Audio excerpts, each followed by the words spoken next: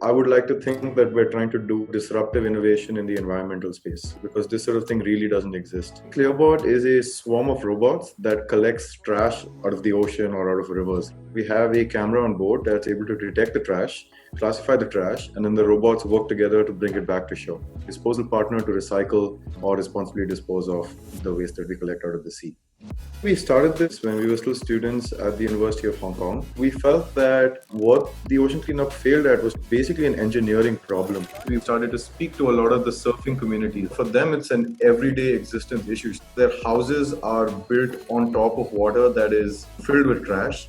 It helped us kind of understand in what communities we want to deploy. We're now trying to set up Pilot in Surabaya in Indonesia, where we can ideally take 4 robots and actually clean up some of the rivers there. Now, our business model involves corporate offset that would allow the local communities to clean their water for effectively free because a corporation is sponsoring that offset. We believe that if we can effectively clean up most of these rivers in the developing countries where the trash is coming from, that we can actually make a significant impact to the global plastic ocean problem sort of in the first place.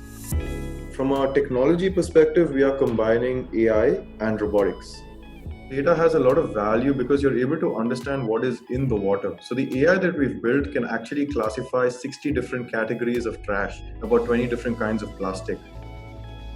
One of the biggest innovations that we are doing here is we have a swarm robotic system. Technology that we're building at Clearbot can be scaled to a lot of different applications. Once we've got the technology, the whole recycling process in general can benefit from this.